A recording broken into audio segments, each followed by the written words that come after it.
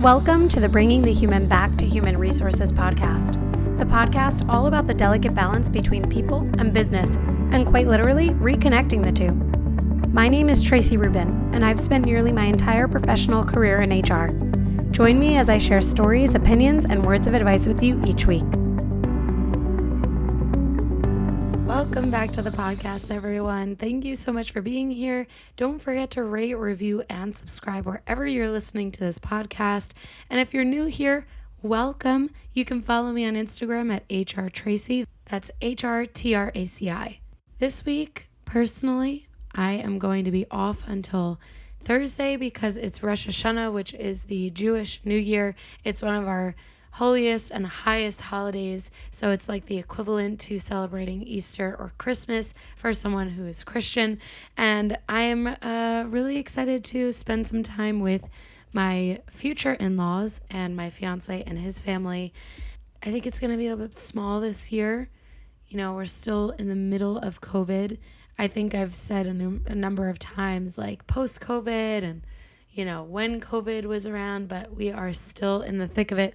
So we're all just, trying to get by, trying to keep it safe.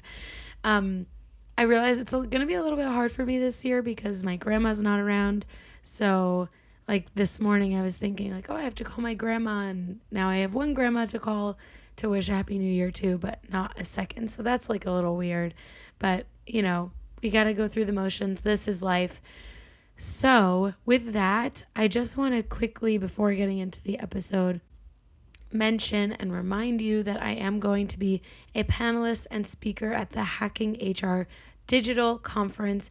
It is free for everyone to attend, and it's really amazing. I mean, all of us panelists and speakers get to choose some topics that we want to get involved with, that we want to share our perspectives on and speak about. And there are a lot of ways in which destigmatizing HR has become the forefront of kind of my ethos, I guess, and something that I've really been passionate about. As you know, it was the very first episode that I released was destigmatizing HR. So that is definitely going to play a role in my participation in the Hacking HR conference. So I would love if you registered to join me. It's March 7th through the 11th of next year, so 2022. And actually, they just released an additional date for a Spanish-only conference. So that's pretty cool. I think that's March 12th. So if you are interested in joining me for the Hacking HR Digital fully virtual conference in March of 2022, then click the link in my show notes to register. Again, it's completely free, and there's access to so much information thanks to the conference and to all of the speakers. I think there are 600 speakers, and already 30,000 people have registered for the conference. So be part of the next 30,000 and register today. Okay, so this week I want to talk a little bit about Target. Target is in the news, folks. It is in the news because they are paying $22,000 to employees in a South Philly store, which I think I've been there before, for violating the Fair Workweek law. So I thought this would be an interesting topic to discuss, not only because I know the tea about Target because I worked there, but also because this brings up the Fair Workweek law, and some of you may be familiar with the law, others might not be. Some cities around the U.S. have what is called a Fair Workweek law or predictive scheduling laws. And some of those cities include Philadelphia, New York City, San Francisco. Oregon, I think, is the only state that actually has Fair Workweek scheduling laws on the state level. So anyway, many cities around the country have these laws, and the idea is that they provide employers with regulations around scheduling that allow the employee to have a more predictable work schedule. And in most cases, probably in all cases, there is what's called predictability pay, and this is basically a fine that an employer pays. So it's if an employer fails to meet the requirements of the law, and in the perspective of not providing the schedules in advance or changing the schedules with no advance notice based on what the law requires, then the employer has to pay this predictability pay to the employee. So in New York City, for example, if an employer changes a schedule without advance notice, and this does depend on the type of industry that the person works in, but let's say that there are shifts that are canceled, then that premium is applied for the employee. And actually, this is pretty much the same in Philadelphia, where if an employer does not provide the advance notice of work schedules or cancels a shift without advance notice, then the employer does have to compensate the employee with predictability pay for those changes. What's interesting about the law in Philadelphia is that they actually have a stipulation that the employer will offer existing employees the right to refuse before hiring new employees, which basically is saying, hey, I'm going to offer you this opportunity to take more hours and more shifts, employee X. Would you like this added opportunity because I need someone here on Sunday afternoons? And the existing employees can say, no, I'm not interested in working on Sunday afternoons. Like, thank you for asking. And then that's when the employer can actually go ahead and offer new employment to someone else. And this is something that I've not seen, at least not in New York City. I've not seen that as part of the predictable scheduling or fair work week laws. So it's interesting because employees have more opportunity to take on more shifts and thus earn more money if they're offered that opportunity and they have the availability. The other thing, though, I would think to keep in mind is that if employees are within a certain status, let's say they're part-time and they're already working 29 hours on average, they might not be able to take on more shifts unless they become full-time. So that's where it probably becomes a bit nuanced. But in theory, this makes a lot of sense because it gives employees an opportunity to earn more and receive more scheduling opportunities. And the other thing on top of this predictive scheduling fair work week law in Philadelphia is that they also, employers specifically, have to provide a good faith estimate for the average number of work hours upon hire of a new employee. So that's really interesting because when I think about like the retail environment, we can say, yeah, you're going to work an average of 20 to 30 hours a week. If you're part-time, 30 to 40 hours per week as full-time. But the key here for this fair work week scheduling law in Philadelphia, I'm sure, is that good faith estimate is providing the employee some idea of where they will kind of land. And thinking about environments like retail, like restaurant businesses and hospitality, so many things are unpredictable that this law is really focused on, again, creating that predictability. So Philadelphia does provide some examples of violations, of course, not providing a good faith estimate, providing a schedule that has significant changes from the good faith estimate 6 times in a 12-week period. So basically, if 50% of the schedule within a 12-week period is significantly changed or strays from what the good faith estimate predicted for the employee, then that would be a violation where the employer would really be at fault. Also, another example of a violation is not providing 10 days advance notice. In 2020, that was the law, but in 2021, they actually made it 14-day advance notice, which is really more in line with the other cities around the country.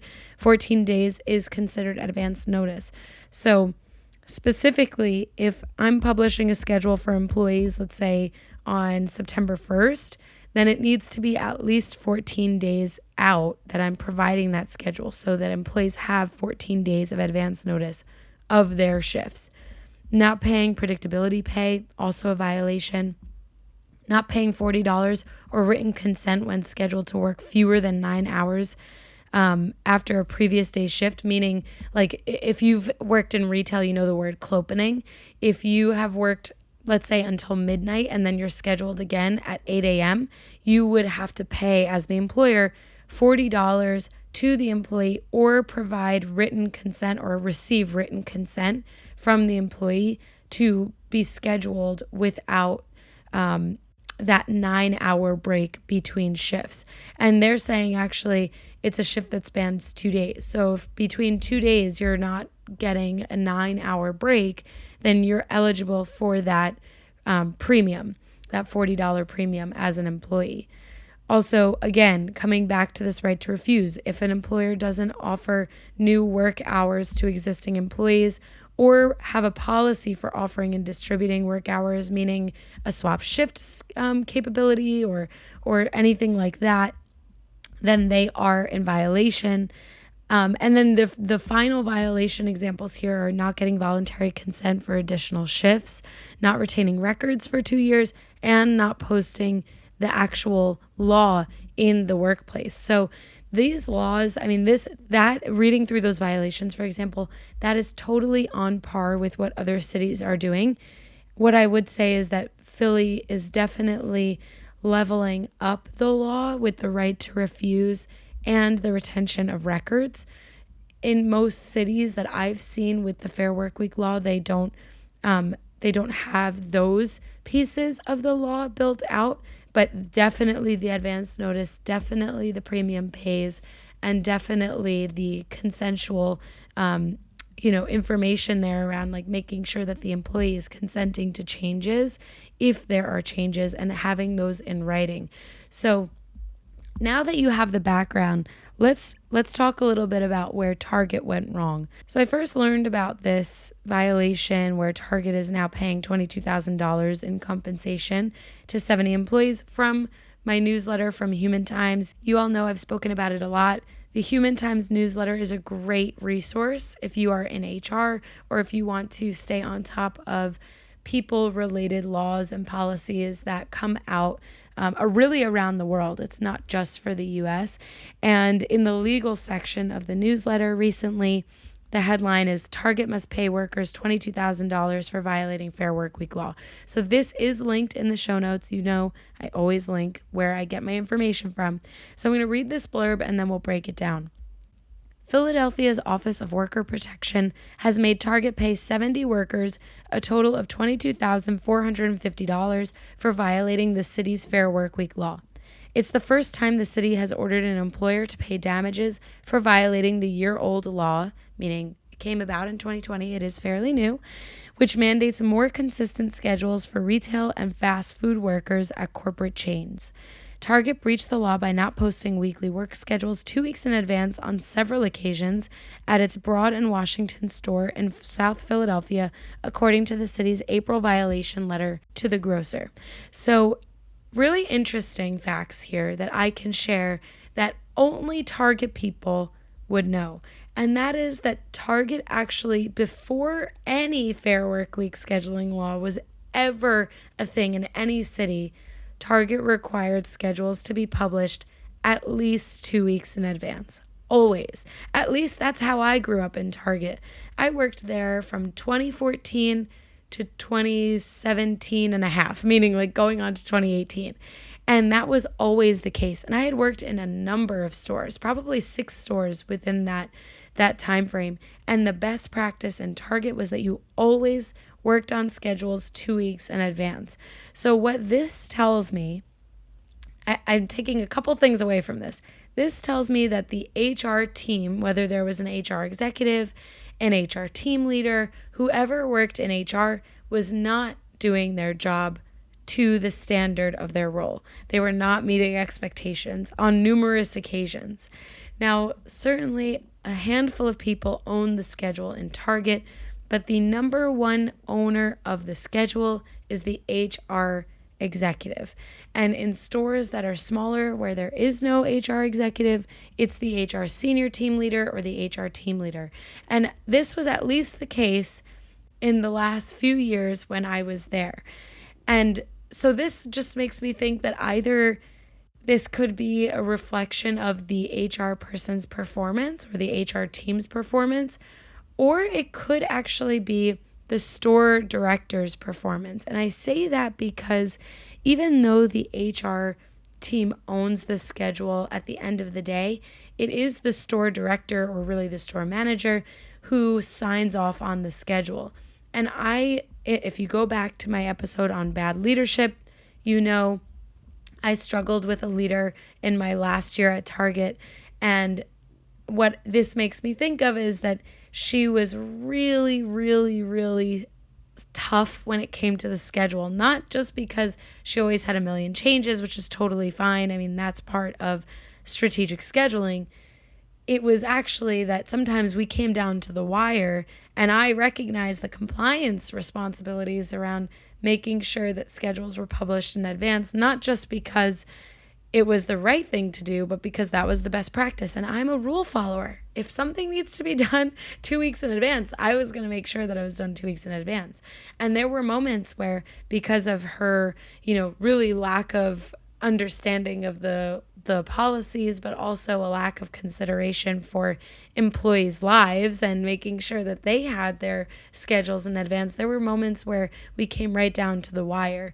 And so that makes me think that it's either a failure on the HR manager, executive, the terms go hand in hand, or it's a failure on the part of the store manager. At any rate, 70 employees knew the law. Minimum 70 employees knew the law, which is a good thing. I mean, that the Fair Workweek law is probably one of the best laws, in my opinion, to come out of employee-dominated environments, meaning in cities and states where the law is favorable to the employee. I think it's totally reasonable that employees receive their schedules in advance. And to me, it's totally irresponsible for an employer not to provide schedules in advance, especially in an extremely unpredictable environment like retail and the fast food industry, or really any hospitality industry. So if you are an HR professional listening to this, if you are a manager of a team and your schedule changes and you're writing a schedule, if you don't already provide advance notice, maybe because there is no law in the city or state that you work in, I highly recommend that you consider this be part of your best practice. Just give your employees their schedules 2 weeks or more in advance.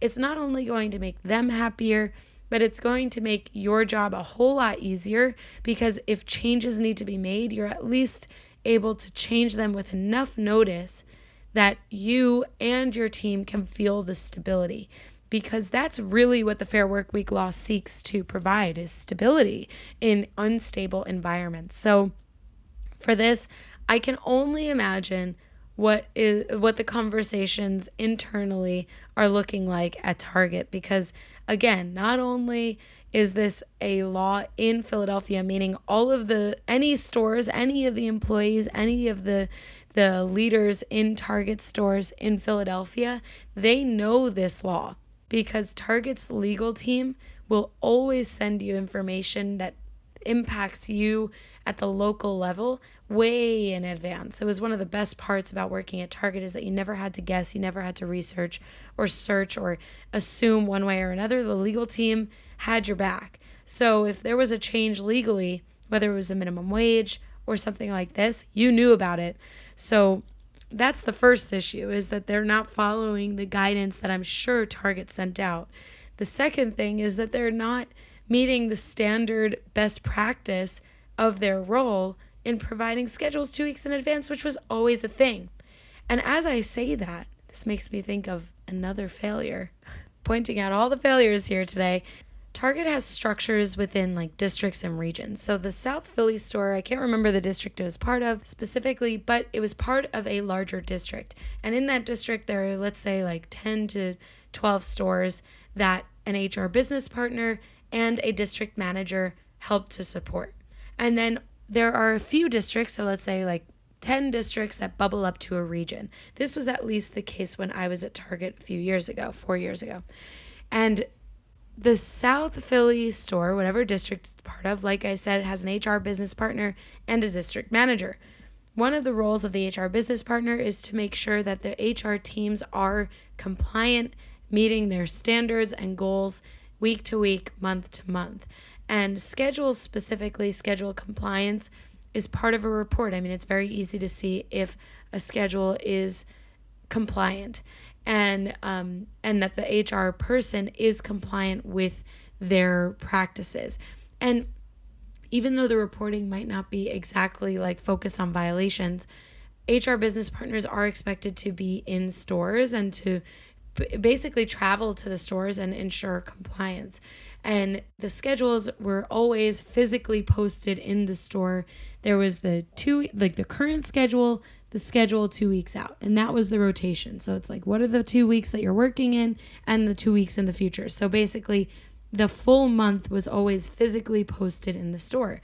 So the failure I'm thinking of here is that the HR business partner wasn't actually validating that the HR team was compliant with their scheduling practices. Because if this is saying that there were several occasions by which there were violations, then that means there were several opportunities for the HR business partner to recognize that there was a compliance issue. And maybe they did. Maybe the HR business partner noticed that there was an issue with scheduling compliance. But in my experience, if I'm an HR business partner and I see that a store, because I did this in Target, I wasn't an HR business partner, but I was a district resource, like training resource, and I did support other stores while I was an HR manager because I was training other HR managers. If I went into a store and I saw that something was not compliant, I pointed it out and I followed up on it. So if I, on Monday, go into another store and there's an issue, then by next Monday, I would expect that it's fixed and I would follow up on that issue to ensure that it was corrected. So it seems like there was a bit of a breakdown on a few levels. And, now Target is literally paying for it. I mean, it certainly is not that much money when you think about, the rate of pay and the premiums, but this is money that Target didn't need to pay. So as an HR person, we're always focused on providing the employee the right resources and ensuring that employees are happy and taken care of. But there's also the mitigation of risk. And the HR person at the South Philly store did not mitigate risk. And I'm certainly not trying to call this person out. Someone might actually know who this person is, like listening to this. This person might actually listen to this podcast. Who knows? Not trying to call you out, my friend, but I am pointing out what I know to be the obvious breakdowns and really the reason why Target is now paying more than $22,000 in premiums to 70 workers. So good luck to all of you in Target. If anyone from this store listens to this, if you've got the real hot gossip and you know exactly what happened, let a girl know, because I'd love to know, and I don't have to share it. But, I am a self-declared nosy person, so I do like to know what is going on at the core if I can. And if I can't, that's okay. No big deal. But I am totally self-aware that I am pretty nosy. I like to know exactly what's going on. So with that, I want to thank you for your time again this week. Don't forget to rate, review, and subscribe. If you know someone who would really enjoy this episode or this podcast in general, please be sure to share it with them. All of the links are in my show notes as well for everything that I talked about today.